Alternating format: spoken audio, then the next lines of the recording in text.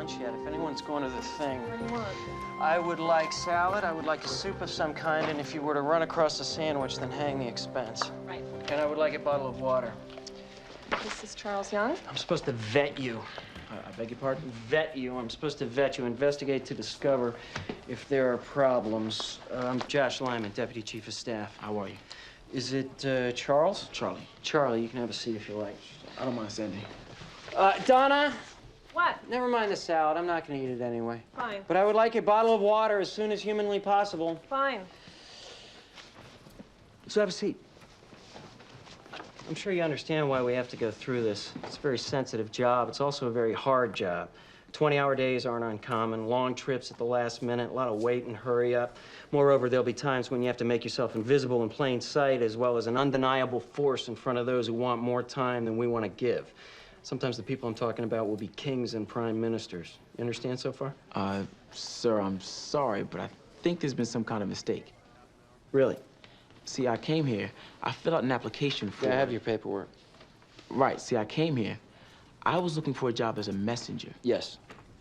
And I had an interview with Miss LaGuardia, and she told me to wait. Yes. And then she told me to come here. Yes, that's because we asked Miss LaGuardia to keep an eye out. She's recommending you for a different job. Sir, if you don't mind me asking... Personal aide to the president. You don't have to call me sir. I don't understand.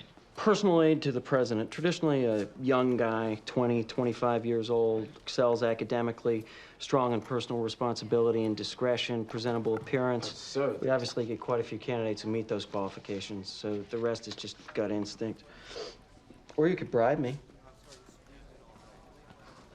Sir, I... Seriously, Charlie. We call the president, sir. Everyone else says, hey, when am I going to get that thing I asked for? Water. See, that's not... See, there's been a mistake. I'll say, Donna. I should go. Unsuccessful? What's the problem? I don't think we're allowed to make up our own words. Oh, and like there's no chance it's a typo. Change it, would you? Serious people are going to read that. Charlie, you're standing again. Well, I see. I came here for a messenger job. Why aren't you in college?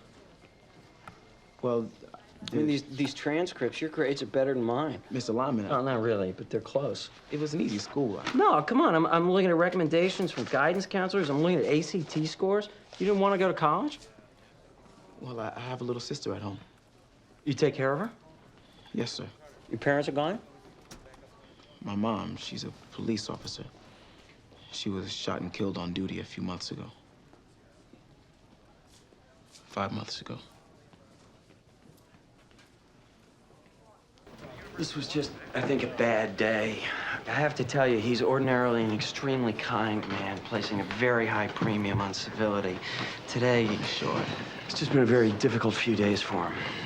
I think I should probably go. Excuse me, Charlie. Can I see you inside, please? Come on, it's okay. I'm Jed Bartlet. I'm Charles Young. You prefer Charlie, right?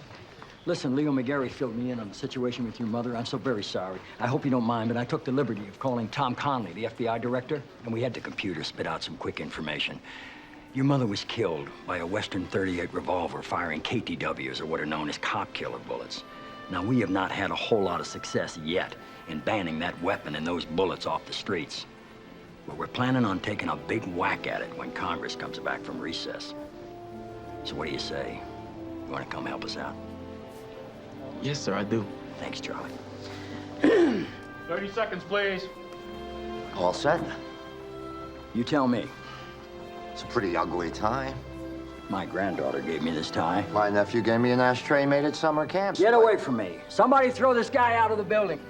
Stand by. Thank you.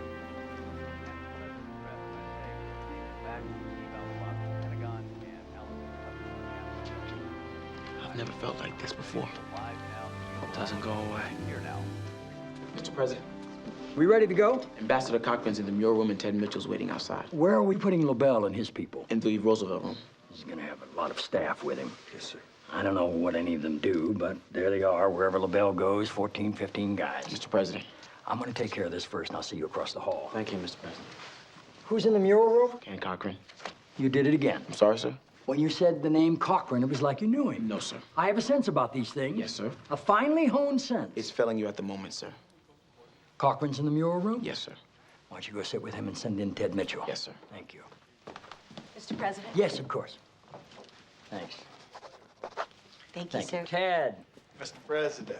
thank you for coming. Oh, it's my pleasure. Hey, you're looking good. Oh, I feel good. How is Mary? She's in July. All right, listen, I have something to do in the next room. Let me just tell you that I need a favor. Oh, of course, I sir. need you to hire a guy.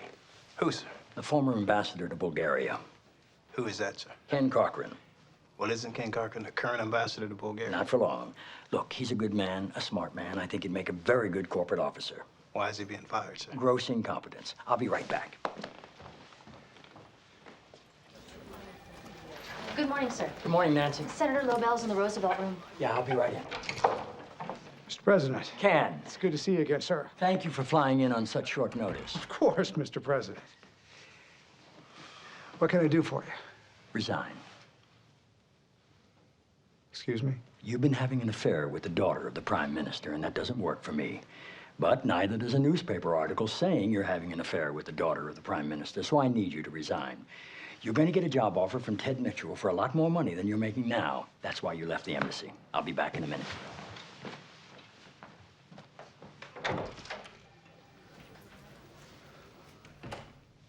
Well, this is outrageous.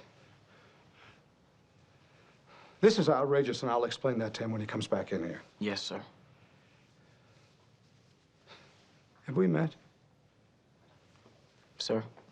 You look very familiar to me. Have we met? Yes, sir. Where? I was a waiter at the Gramercy Club. Charlie? Yes, sir. Charlie, Yes, sir. it's good to see you again. Yes, sir. Under strange circumstances, which, when the president comes back, I'll explain Yes, that to sir. him. I resigned my membership in that club, by the way. Did you? Oh, yeah. I find exclusive clubs to be repugnant. I couldn't help but notice it didn't stop you from joining up in the first place. Now, that's out of line. That's out of line, and that shouldn't have been said. And you've forgotten that you're addressing a U.S. ambassador. I apologize, sir. I'm sorry to do this, but I'd like to speak to your supervisor. Well, I'm personal aide to the president, so my supervisor's a little busy right now looking for a back door to this place to shove you out of. But I'll let him know you'd like to lodge a complaint. Thanks for waiting. Mr. President, clearly, this young man who works for you has told you something about our past, and I'd like to say here and It doesn't now... have anything to do with it. Oh, wait a second. You two have a past. Sir? You mocked my finely honed sense. Yes, sir. You stood there in my face, Sir. and it's done, Ken. Ted Mitchell's going to put you on the board of directors. And please remember that I have a lot of affection for your wife, and I would hate to see her be made a fool of. I think it would be appropriate at this time, Mr. President, to make a confession. What's that? I never voted for you. Well, thanks for trying, but here I am anyway. Gotta go. Okay, Mr. President. I say this with all possible respect, but each of these knives cuts, meat. Why is it important? Because it's something we pass on. Something with a history, so we can say, my father gave this to me, and his father gave it to him, and now I'm giving it to you. Well, okay, sir, but if that's true, then why don't you already have one? I do have one. Why do you need a new one? I'm giving mine away. To Whom? to whom? Funny you should ask. Charlie, my father gave this to me, and his father gave it to him. And now I'm giving it to you.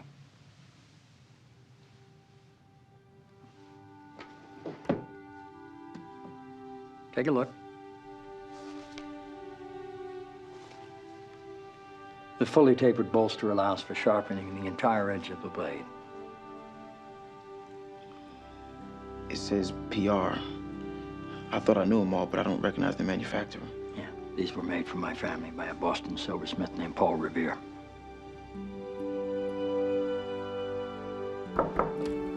Mr. President? I'm proud of you, Charlie.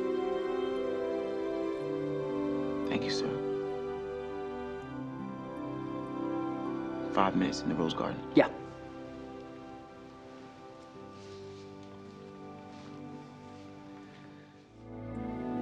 You still filling out forms, Charlie?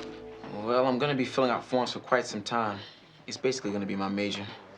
What is going to be your major? I really don't know. Gonna join the Glee Club? I don't think so, Mrs. Lanningham. Oh, Glee Club's important. I'm only gonna have time for a couple of classes at night. I'm not gonna be able to be that gleeful.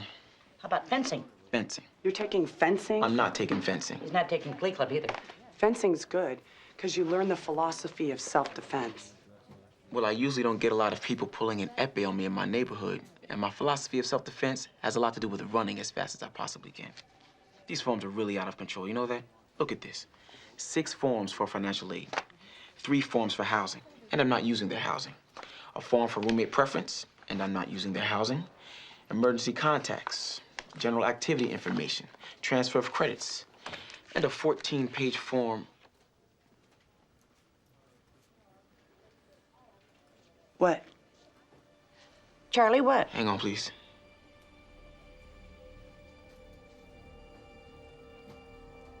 Margaret, I need to speak to Leo. He's in a meeting with Oliver Babish. Yeah, I know. I'm sorry, I need to speak to him right now, please.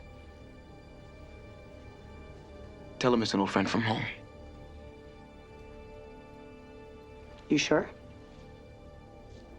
Yeah.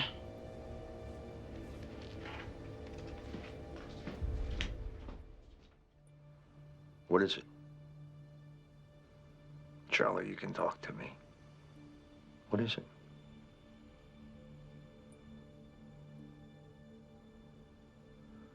Charlie. When Zoe and Ellie went to college. When they went to college, they would have had to fill out a health form. What are you... On the form, they ask for a number of things, including a complete family medical history. God. Charlie. How did you know he was sick? How did you know that the president was sick? Charlie. Leo. If you're under 18 when you start as a freshman, if you're under 18, you need a parent's signature.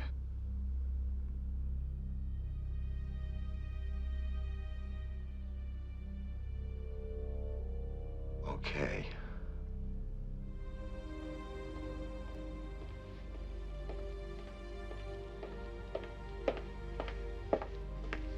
Sit down. Don't be scared.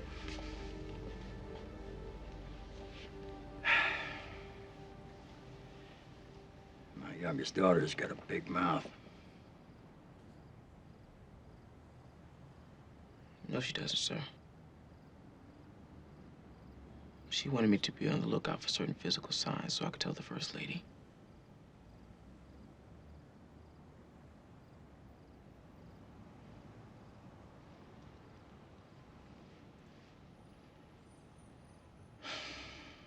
We won't discuss this anymore for the time being.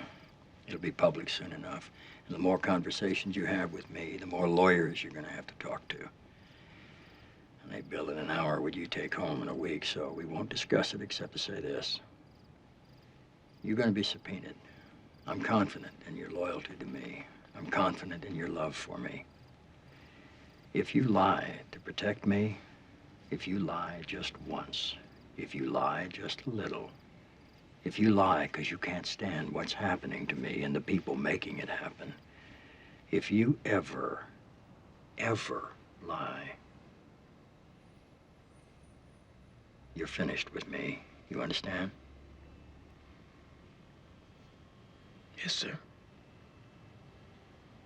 Say you understand. I understand, sir. Go back to work. Yes, sir. Is there anything you need? I need you to go to law school and graduate as soon as humanly possible. Yes, sir. I've got to go back to a meeting. Yep. It was the rebate. It wasn't a rebate. It was in advance. You say potato. I do say potato, and so does everybody else I know. We wanted to inject some money into retail and tourism. Why not wait until people were supposed to have the money? The economy might have improved on its own by then. In which case, the whole thing would have been pointless in the first place. Yeah. Economists just make it up as they go along, don't they? Yeah. Did it work? Not that much. Most people did what you did. They saved or they paid down debt. We don't want people to save and reduce their personal debt? We do, but when the next guy's president. You win. I always do. Yes, sir. I'll tell you what I find interesting, though. What's that, sir? You, $35,000 a year, a sister to support, and you gave $1,435 to charity? I'm not so sure that check isn't better off in your hands than ours. Oh, I'm taking it. Don't be ridiculous. When you get to your place tonight, you're going to find a new DVD player and that wimp-ass Bond movie. Mr. President. And I threw in Yeoman of the Guard on CD. That was an incredibly nice gesture. I'm really something. Mr. President, Hey, John. can we have a minute, please, sir? Yeah. Charlie, let's get that woman on the phone. I'm feeling magical tonight. You and Josh need to take over the campaign. We've asked. Just for the last week. We've asked. We said we go up the White House payroll. I've had to bungee Will to his desk. Until the higher authority steps in, the DNC wants Holcomb. When they have him in community centers at a podium, I know. it looks like he's wearing his dad's old suit. He's got youth and vitality. He should... I know. Communists look exactly like non-communists. Tell me about it. Miss Wyatt, those kids you got in there deserve a father. I'm sorry, are you talking to me? Yes, I was. That's all. They've got a father, and it's Congresswoman Wyatt, not Miss? Whatever you say. Damn right, whatever I say. You may not realize it, but you are an example to young women, and there's something to be said for acting like it. Well, I believe I do. You do. Sir, you are way out of line, and we're having a private conversation, but thank you. No, it's not private when you're an elected official. Well, I appreciate you reminding me of my sworn duty, and if it's all right with you... Yeah, but it's not all right with me. Well, I'm sorry to hear Hey, that. you should be sorry. Hey, sir, you're standing too close It's now. the father. Yeah, it's the father, and you're standing too close. So if you're gonna insist on being drunk and minding other people's business, you gotta take a step back, because as you are apparently aware, the Congresswoman is pregnant. Is there a problem, Toby? This is the one who was with the daughter. Don't come here. Turn around. Go to the event. We're fine. CJ, we're fine. And tell Andy not to come here. We'll meet her there as soon as we're done. Excuse me, officer. Ballpark, how long do you think this is going to be? Assault, 6 to 20 months. It wasn't assault. He slipped on the thing. Yeah, when the guy says you hit him. Well, that was different. That part may have been assault. Tell him he's got to hit hard on quality, healthcare quality, and in his acknowledgments, he's got to... Okay. One second. In his acknowledgments, he's got to mention the AFL folk. The president's working. The president's working the rope line for 15. No. No. Charlie says no on the rope line. Hey, give me the damn And phone. if you can call the NEC and get a one-pager on trucking, fax to me in my cell, I'd really appreciate Now. it. Okay. I gotta go. I'm under arrest. He's not gonna know the names of the people he's meeting. Does he ever know the names of the people he's meeting? Okay, over here. Give me your left thumb. Is there any chance I could get a corner cell or anything possibly with a loft space? They're solitary. Thank you. Mr. President, Mrs. Hottentot? Toby and Charlie. Yeah, where are they? They're being held. What do you mean? Toby and Charlie are under arrest. There was an incident at a bar. They're under arrest? Yes, sir. Did they rob the bar? No, sir. Patron was jostling Congresswoman Wyatt, and Toby tried to get him to step back, and the man slipped on the floor. And then the man's friend lunged for Toby. Uh-huh. And what did Charlie do? He hit him. Sir?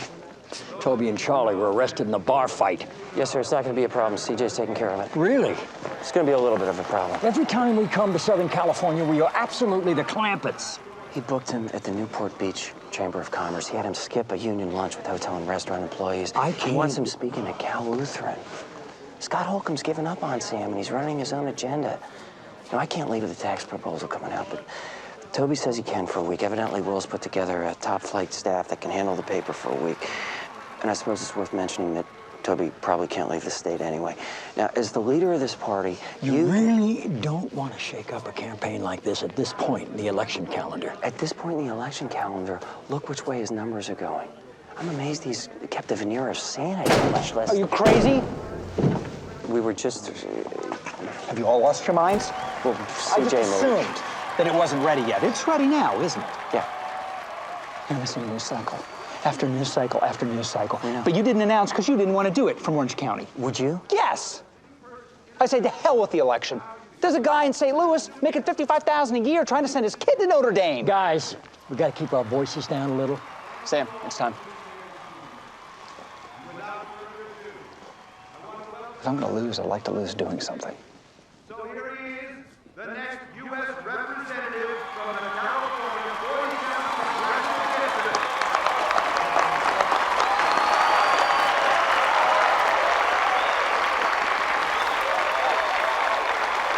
Thank you. Thank you very much. So you could just file it or toss it or... The president wants you to quit. But like I said, I don't actually... And you promised him once you graduated you would. It was more of an implied understanding. Yes or no, Charlie? Yes, I guess. It's a dilemma. No, all you have to do is... Charlie, what's my job? Excuse me? My job. It's to serve the president. It seems to me the president has expressed a clear wish. I don't... If he'd handed me your resume, do you imagine I could ignore it? Maybe I should just take this back. Yeah, you probably shouldn't have come in here with that. Deputy Special Assistant to the Chief of Staff? Sorry? Your new title. Come work for me. What? You're smart, responsible, you know the president. Why wouldn't I hire you? The title's a little gaudy, but it mostly means you'll do whatever's needed to be done. A catch-all, but grown up. Policy stuff. You're serious? You'd be a stone's throw from the Oval. The president can't miss you if you haven't really gone. I don't know what to say. Can I think it over? Not really.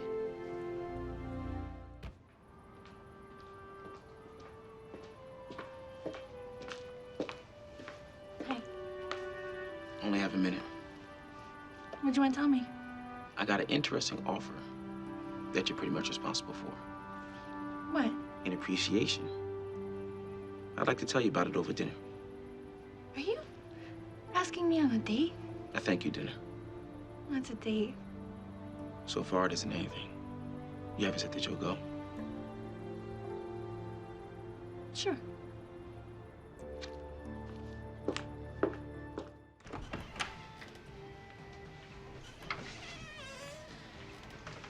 Drive safely. Good night. Good night.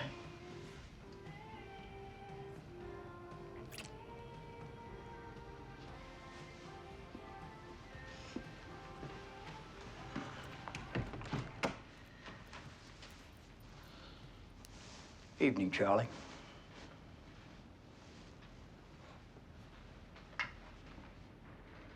Mr. President, Listening to relentless attacks upon my record seems to have left me wakeful. Thought I'd stretch my legs, so it's really the Republicans' fault that we're caught in this terribly embarrassing situation. I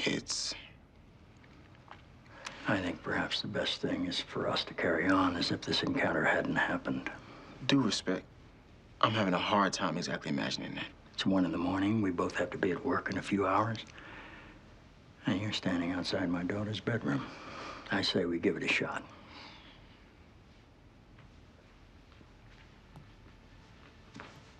Night, Charlie. Good night, Mr. President.